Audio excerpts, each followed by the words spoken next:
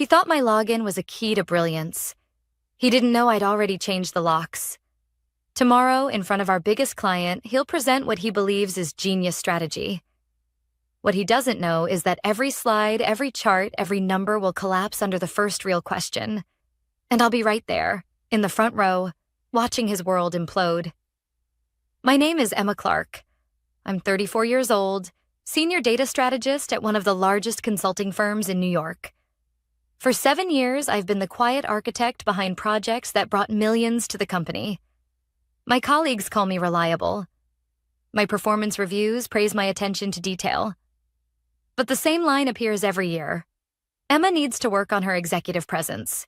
That's corporate code for, she does the work, but we can't picture her leading. I know what invisibility feels like. I've watched junior analysts present my models to the board. I've seen managers repackage my insights with their name on the slide deck. I've stayed in the office past midnight fixing disasters no one else could solve, only to watch someone else smile for the credit. The truth is, I learned long ago, when you're invisible, you see everything. That's how I saw him. Liam Foster, 28 years old, business school graduate, expensive suit, expensive watch, and the arrogant calm of someone who has never been told no. He had one qualification that outshined all others. He was the CEO's only son. And in a firm like ours, that was more powerful than a PhD, more valuable than a decade of experience. When Liam joined, it wasn't through HR. It was at a Monday morning meeting when our CEO announced him with pride. My son will be taking a leadership role in our most critical accounts. He represents the future of the company. The future. That word stung, because I knew what it meant. The future was Liam in the spotlight, and me in the shadows, quietly making sure his spotlight didn't collapse. Our biggest client this year was Crestmont Industries, a $50 million engagement to rebuild their retail data infrastructure. The kind of project that defines careers, the kind of client you cannot afford to lose. Naturally, I expected to be buried in the back end as usual, doing the heavy lifting while Liam smiled for the cameras. And I was right. From his first day, Liam was a hurricane. He didn't ask. He demanded, "Emma, send me the quarterly churn analysis. Emma, I need the revenue projections by noon." "No, please, no thank you. Just assumption." And when he forwarded my reports, my name vanished. His signature appeared at the bottom. At first, I bit my tongue. I'd played this game before. But then he crossed a line. It was a Thursday afternoon, nearly 5 p.m., when Liam walked into my office without knocking. He leaned against the doorframe like he owned the place. "I need your login credentials for the Crestmont folder," he said. Not asked. Said. I paused. "Those are my working files, Liam. They're not ready for client use." He waved a hand as if brushing away a fly. "I just need some visuals for a deck I'm pulling together. Don't worry, I know what I'm doing. Send me the password." And just like that, he left. Expensive cologne lingering in the air. I sat there staring at my screen, 7 years of being overlooked flooding my chest.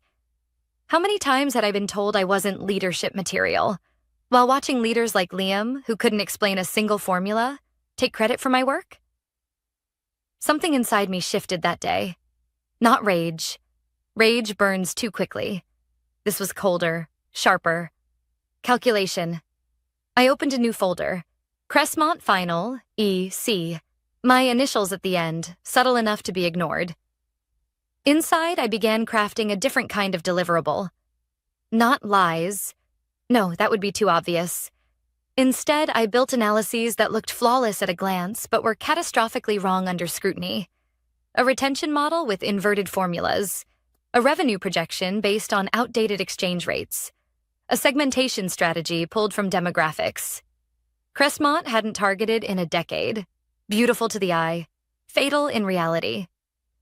Then I saved the real versions, clean, correct, airtight, into a separate, secured folder, complete with documentation trails and timestamps. If Liam wanted my login, I'd give it. And I'd give him exactly what he deserved. When the email arrived, "Send me your credentials ASAP." My reply was short. Here you go. The files you need are in Crestmont Final. E.C. Send. The trap was set. Over the next 2 weeks, I watched Liam present my poisoned files in internal meetings, bragging about the insights he'd developed. His voice steady, his smile unwavering. I stayed quiet, nodding in support, documenting every misstep. Each claim he made bound him tighter to the lies. Each compliment he received from executives made his eventual fall heavier. Tomorrow, he will walk into Cressman's boardroom wearing his $3,000 suit and his father's confidence. He will project my corrupted files on a screen worth more than my car. And he will promise the impossible. And me? I'll be sitting in the front row, my leather folder on my lap, containing every real analysis, every timestamp, every piece of evidence. Waiting. The beauty of a trap is that the victim springs it themselves. The morning after I handed over my login, the entire office seemed to orbit around Liam. He walked through the halls like he was born to own them. Handshakes, easy smiles, the kind of polished confidence that money buys and upbringing reinforces. People leaned in when he spoke, laughed at jokes that weren't funny, nodded at insights that weren't his. I watched from the sidelines, unnoticed as always. That was my gift, really. Being invisible means you can study people in ways they can't study you. And what I saw in Liam was not brilliance, but bravado. He knew the language of leadership, big words, polished gestures, but not the substance beneath. The first test came a week later in a team meeting. Liam presented my retention model, one of the poisoned files I'd planted. On the screen, charts glowed in corporate blues and greens, arrows pointing upward. He cleared his throat, voice carrying with authority. Our analysis shows a dramatic shift in customer behavior. Retention rates appear far lower than expected, meaning Crestmont has urgent opportunities to re-engage their premium clients. I almost smiled. That single sentence contained a time bomb. Across the table, Sarah from Analytics frowned. Are you sure about that? I thought retention had been improving, not dropping. Liam gave her a smile that could have been rehearsed in a mirror. Sometimes data forces us to challenge our assumptions. That's why Crestmont hired us, to bring in fresh perspectives. The room nodded. No one pushed further. Not yet. But I logged the moment. 10:42 a.m., Thursday, January 12th. Screenshot saved. Each day, Liam pulled deeper from the poisoned well. He forwarded client emails my way with a one-line instruction. Handle this. He stripped my name from models, slapped his initials on presentations, and passed them off as original thought. He was building a tower of lies, brick by brick, and he never noticed the foundation was already cracking. Still, I wasn't reckless. I built my insurance carefully. The real models sat in my secured folders, version histories intact. Every dummy file bore my digital fingerprints. Creation dates, embedded initials, metadata tags that couldn't be erased without leaving evidence. Each time Liam accessed my fake folders, my little script logged the event: date, time, IP address. He was unknowingly writing his own confession with every keystroke. 2 weeks before the client presentation, I overheard him in the break room boasting to 2 junior analysts. Honestly, this project is a breeze. I've already developed new models that will blow Crestmont's executives away. They've never seen analysis this sharp. The juniors nodded eagerly, hungry to be in his orbit. I poured my coffee in silence, invisible as usual. But inside, I was ice. Let him brag. The louder the boast, the harder the fall. The truth was, Crestmont's executives weren't fools. Margaret Hale, their CFO, was known for shredding consultants who showed up unprepared. I'd seen her in action once. Calm, polite, but deadly precise.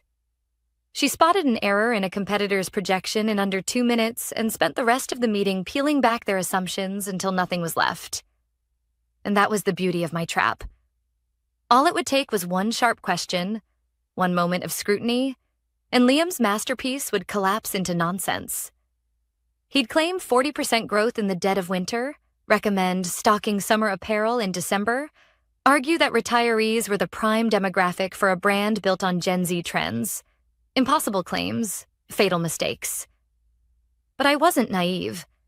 I knew Liam wasn't just some arrogant rookie. He was the CEO's son. Even when he failed, there would be an instinct to protect him.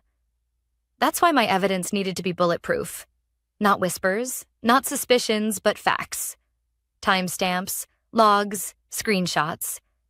A chain of proof so irrefutable that even family ties couldn't deny it.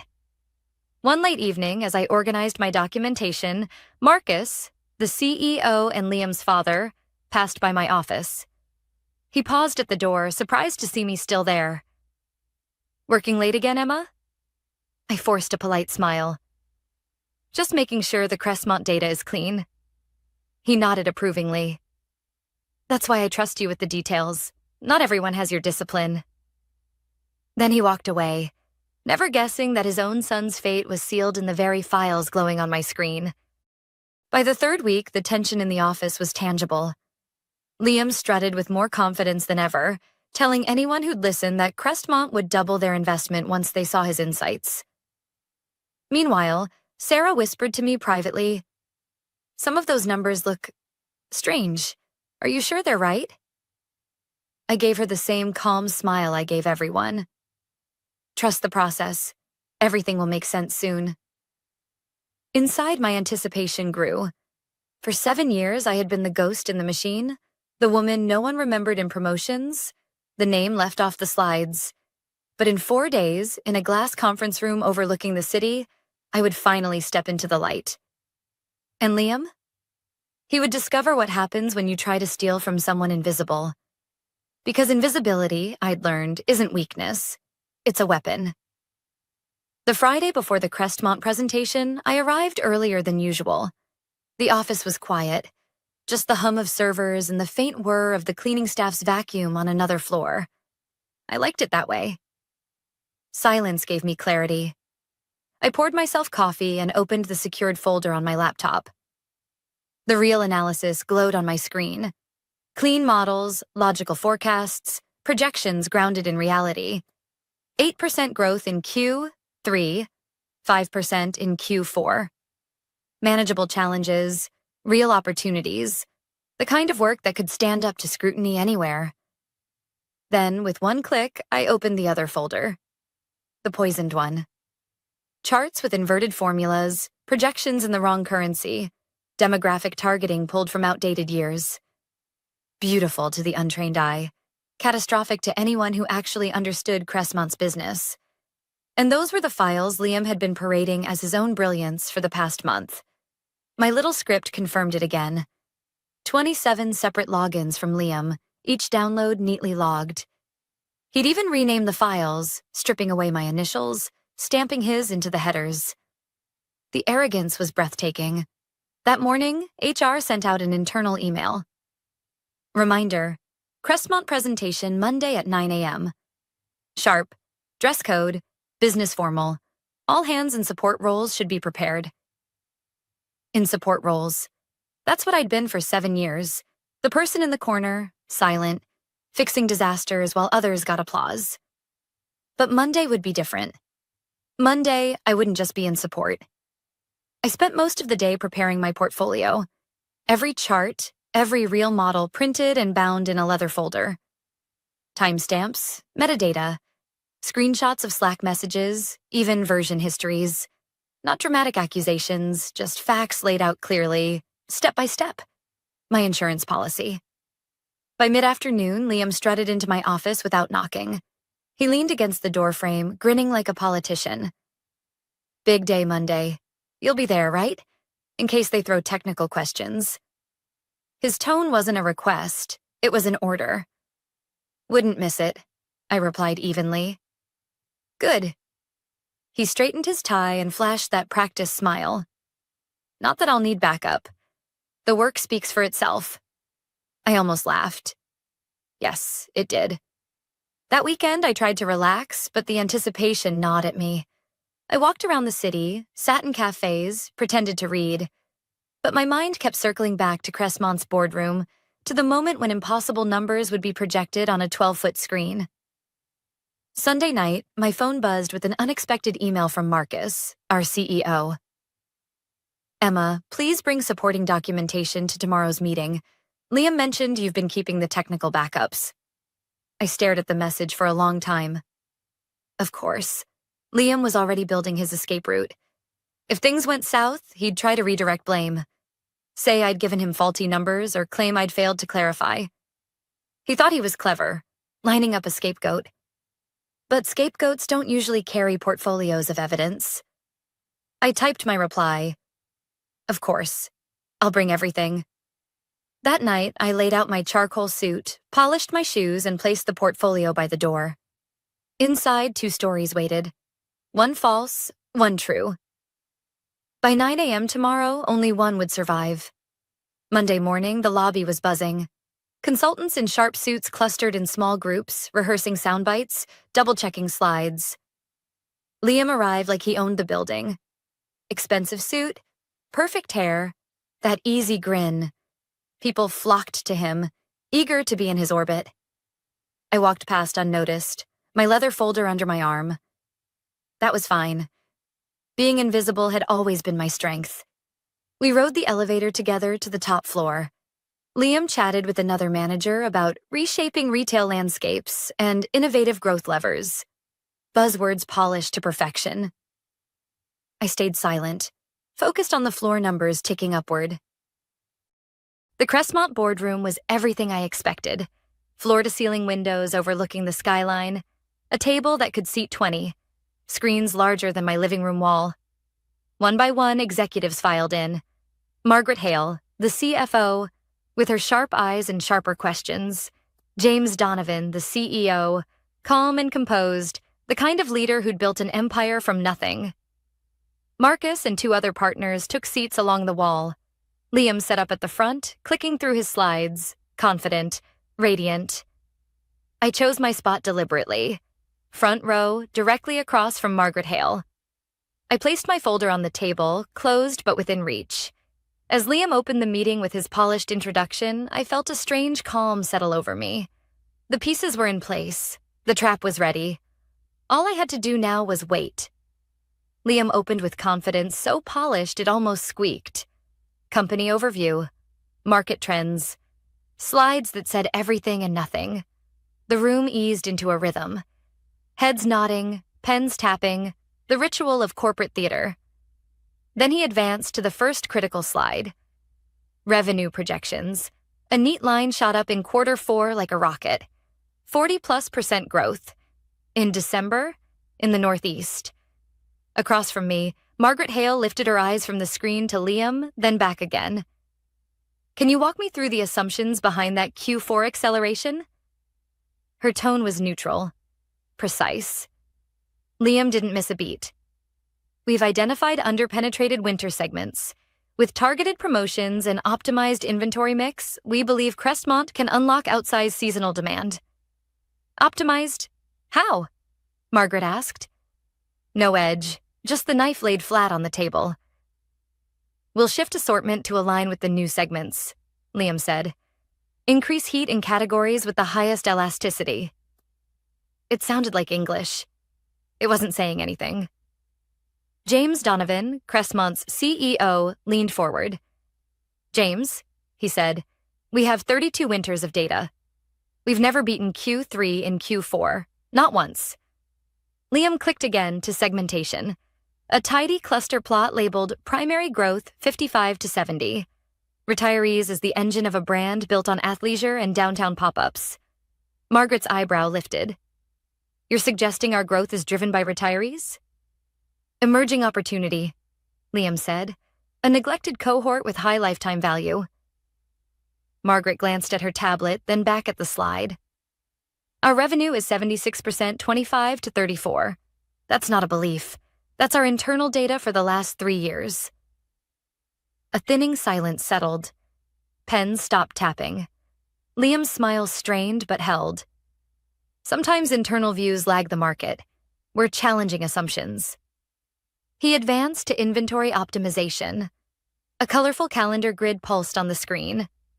The caption, Winter Mix Shift, Outerwear/Resort. It took 2 seconds for the room temperature to drop. James folded his hands. Are you advising we cut outerwear in December and expand resort? Based on projected footfall from travel-adjacent locations, yes, Liam said. Underexploited adjacency. Margaret didn't look up. Projected from which locations? Composite of Midwest and Northeast stores. Then why is the seasonal coefficient tagged Sunbelt 14? She asked, still reading. Because that's a Sunbelt coefficient. A ripple passed around the table. Even Liam's confidence flickered. That's a label artifact. The math is sound. Margaret lifted her gaze. Is it? She tapped her screen. Because your Q4 revenue sheet references FXUSDAUD at 0.74 in the conversion helper. We're a US retailer. Why are you converting Australian dollars? Liam blinked. We standardized currency to maintain... To maintain what?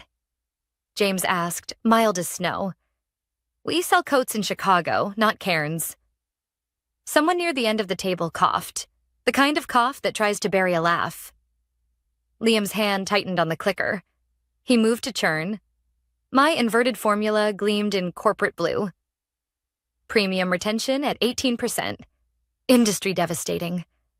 Margaret didn't even ask. Our last monthly cohort shows 82% retention for premium. This says 18.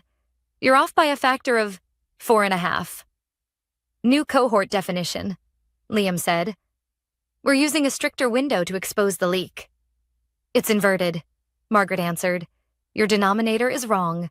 A G 247 points to loss, labeled as keep her eyes flicked up, steady. Who built this? Team effort, Liam said smoothly. I led methodology. My folder felt suddenly heavy in my lap. I didn't move. I didn't need to. The room was doing the work.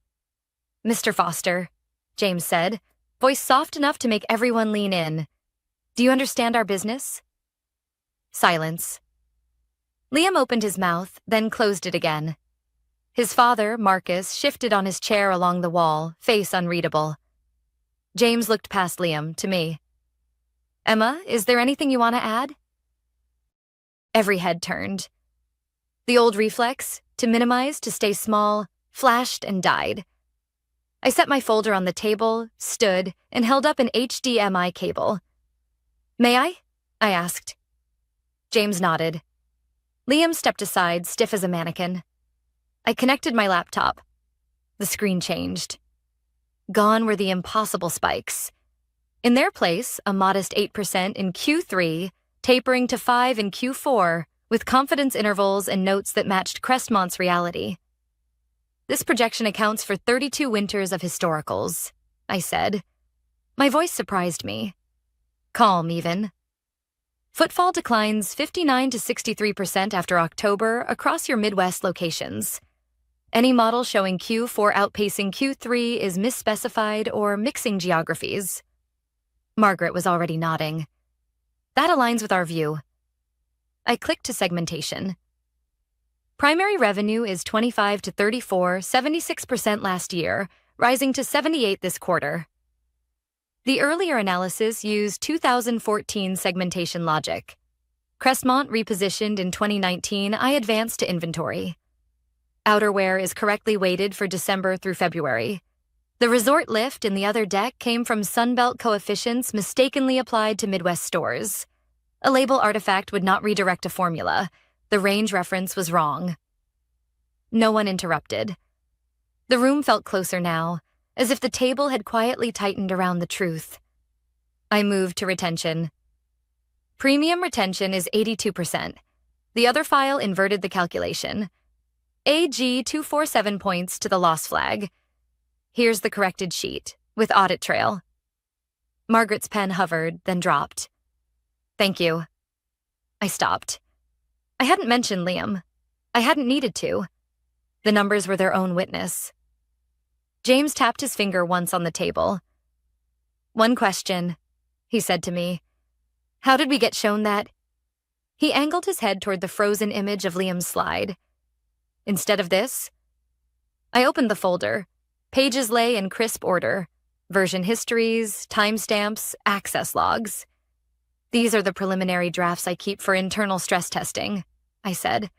"Marked not for distribution. They were accessed, renamed, and presented as final." I slid one page forward. "You'll see the metadata change on the distributed deck. The label preliminary was removed." Liam spoke quickly, too quickly. "Emma supplied the wrong numbers. I asked for the final file and she—" "The access log shows 43 downloads from my prelim directory in 4 weeks," I said, keeping my voice level. "Each occurred after I flagged the final versions in our secured path." I didn't look at him. I looked at James.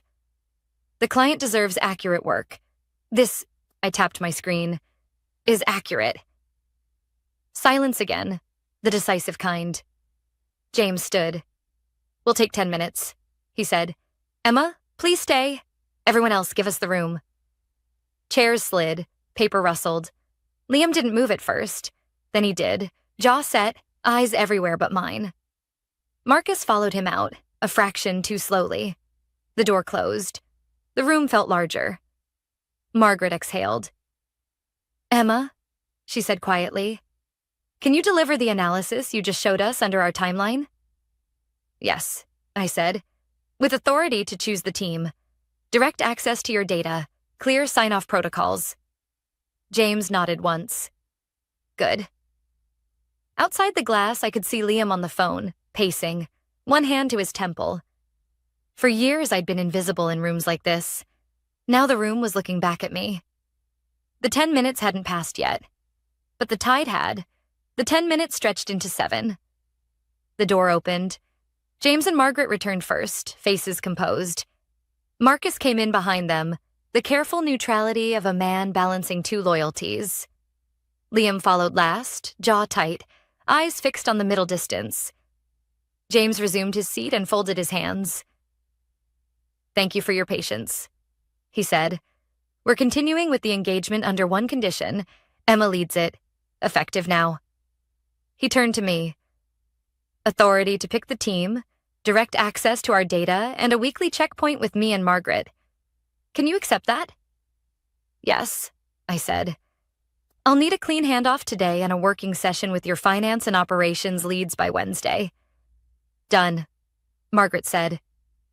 Liam cleared his throat. "With respect, this change midstream will confuse the client. The original methodology—" James didn't raise his voice. "Mr. Foster, you won't be speaking for us going forward." He looked to Marcus. "I assume your firm will manage its internal process." Marcus's nod was small, controlled. "We will." The rest of the meeting was all pragmatism. Dates, deliverables, data access. I walked them through the corrected roadmap. Rebuild the churn model with transparent cohort logic, fix the geography mix in the footfall forecasts, retune inventory coefficients by climate band, establish a sign-off gate so preliminary files could never masquerade as final. No buzzwords, no theater, just work. When we broke, Margaret lingered. "I don't reward drama," she said quietly. "I reward clarity. Bring me clean numbers and people who can explain them." "You'll have both," I said. In the hallway, Marcus stopped me. Up close, he looked older than he had an hour ago. "Did you plan this?" he asked. "I plan to protect the client and my work," I said. The files Liam used were marked preliminary. I documented everything because I've learned that's the only way to be heard. He studied me a beat, then exhaled. "We'll need a formal statement for our internal review. You'll have it by end of day." Back at the office, HR called me into a glass room and turned on the recorder. I stuck to facts: dates, folders, version histories. No adjectives, no speculating about intent. When they asked if I wanted to file a complaint, I said this: "My only request is process. Clear ownership, audit trails, and consequences when those are ignored." They nodded and ended the recording. Liam didn't come back to the floor that afternoon. An email later announced he was on leave. No details. Offices are good at euphemisms. I assembled my team before the day was out. Sarah from analytics, because she asked the right questions. Daniel from ops, because he knew the store systems better than anyone. And Priya, a junior who'd been quietly fixing other people's SQL for a year. In our first stand-up, I laid out ground rules. Everything in version control, every assumption documented, no slides without model notes, no one presents alone. Heads nodded, relief visible. We opened the Crestmont repo and started over. The next weeks were a blur of clean work. Daily syncs with Crestmont's finance and ops. A cohort retention model that anyone could audit in 5 minutes. A seasonality framework that separated climate from calendar. A modest forecast, 6 to 8% growth in Q3, 4 to 5% in Q4, tied to levers Crestmont actually controlled. We piloted a staffing optimization at 6 stores and watched checkout times drop without overtime. When we recommended shifting outerwear buy windows by 2 weeks in the Midwest, the warehouses stopped choking in January. We didn't promise miracles. We delivered improvements. By quarter close, the numbers came in. Crestmont landed at 6.8% growth in Q3, 4.9% in Q4, within the band we'd projected. Inventory carry cost fell by $1.8 million over 2 months. Margaret sent a 3-sentence note to our firm. Thank you for the transparency. Thank you for the rigor. Keep going. I printed it and slid it into my folder behind the access logs. Both mattered. The internal part resolved quieter. Liam resigned. To pursue new opportunities. The announcement was 3 lines long. Weeks later, he sent me an email that started with defensiveness and ended with apology. I read it twice, then archived it.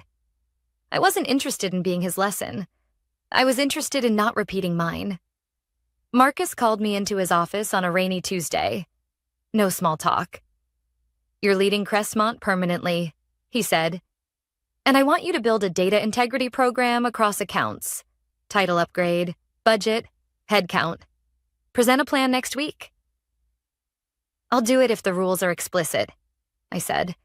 Ownership, review gates, and real consequences when they're ignored. Otherwise, we're just changing titles. He smiled, tired but genuine. Write the rules, Emma. I walked back to my desk past the kombucha taps and the aspirational posters and thought about how quiet fights change companies. Not speeches, not takedowns. Process. Proof. People who will do the work when the stage lights are off. I didn't set out to ruin someone. I set out to protect a client and reclaim my name. The trap only existed because someone kept helping themselves to what wasn't theirs. If there's a message in any of this, it's not be ruthless. It's simpler. Document everything. Guard your work and let the truth do the heavy lifting. Competence doesn't shout. It accumulates. I still stay late sometimes. The office hums the way it did before dawn on that Friday when I checked both folders and chose which story would survive Monday. Only now, when I leave, I stop by a different office. Mine, with a door and a window and a team chart taped to the wall. Before I shut down for the night, I write 1 line at the top of the next brief. Assumptions we can defend. It's not flashy. It holds.